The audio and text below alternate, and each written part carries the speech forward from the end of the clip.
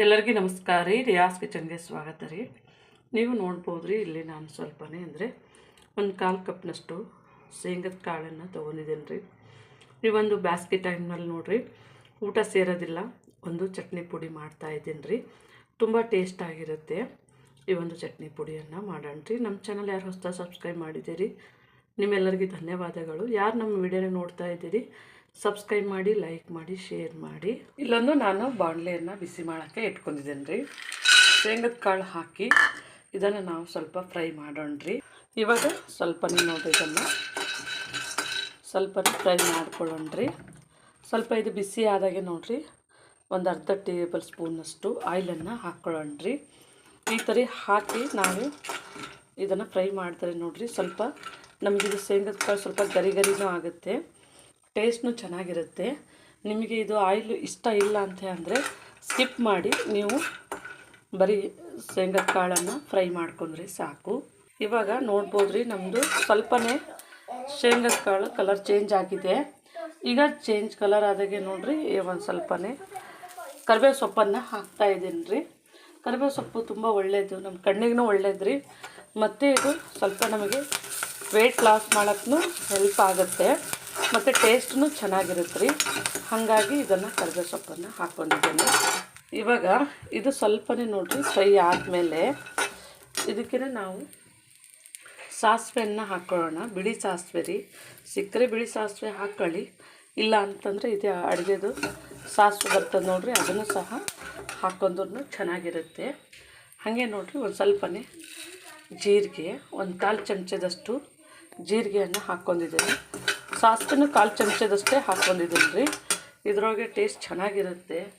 ಅಂದರೆ ಈ ಬೇಸಿಗೆ ಟೈಮ್ನಲ್ಲಿ ಸ್ವಲ್ಪ ಚಟ್ನಿ ಪುಡಿ.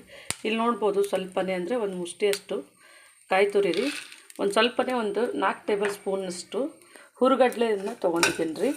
ಇದ್ರ ಒಟ್ಟಿಗೆ ಸ್ವಲ್ಪ ಇದನ್ನು ಫ್ರೈ ಮಾಡ್ಕೋಬೇಕು. ಇದು ಒಣ ಕೊಬ್ಬರಿ ಆಗಿದ್ದರಲ್ಲಿಂದ ತುಂಬ ಫ್ರೈ ಏನು ಮಾಡ್ಕೋಬಾರ್ದು ರೀ. ಒಂದು ನಿಮಿಷಗಳ ಕಾಲ ಇದನ್ನು ಫ್ರೈ ಮಾಡ್ಕೊಂಡ್ರೆ ಸಾಕು. ಇವಾಗ ಇದಕ್ಕೆ ನೋಡಿರಿ, ಸ್ವಲ್ಪನೇ ರುಚಿಗೆ ತಕ್ಕಷ್ಟು ಉಪ್ಪನ್ನು ಸಹ ಹಾಕ್ತಾ ಇದ್ದೇನೆ. ಈಗ ಸ್ಟವನ್ನು ಆಫ್ ಮಾಡ್ಕೊತಾ ಇದ್ದೀನಿ ರೀ. ಇವಾಗ ಇದಕ್ಕೆ ನೋಡಿರಿ, ಸ್ವಲ್ಪನೇ ನಾವು ಅರಿಶಿನವನ್ನು ಹಾಕ್ಕೊಳ್ಳೋಣ ರೀ. ಸ್ವಲ್ಪನೇ ಇವಾಗ ಇದಕ್ಕೆ ನೋಡಿರಿ, ಒಂದು ಗೆಡ್ಡೆ ಬೆಳ್ಳುಳ್ಳಿ ಹಾಕ್ಕೊಂಡಿದ್ದೇನೆ.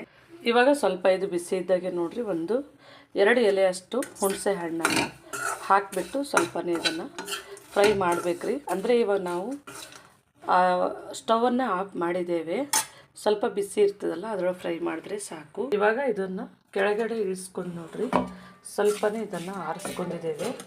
ಸ್ವಲ್ಪನೇ ಇದು ತಣ್ಣಗಾಗಿದೆ ರೀ. ನಾನಿಲ್ಲಿ ಒಂದು ಮಿಕ್ಸಿ ಜಾರನ್ನು ತೊಗೊಂಡಿದ್ದೇನೆ ರೀ. ಈ ಮಿಕ್ಸಿ ಜಾರ್ ಒಳಗೆ ನಾವು ಇದನ್ನು ಹಾಕ್ಕೊಳ್ಳೋಣ. ಈಗ ನಾನು ಎಲ್ಲವನ್ನು ಹಾಕಿದ್ದೇನೆ ರೀ, ಇನ್ನೊಂದು ಚೂರು ಇಟ್ಕೊಂಡಿದ್ದೇನೆ.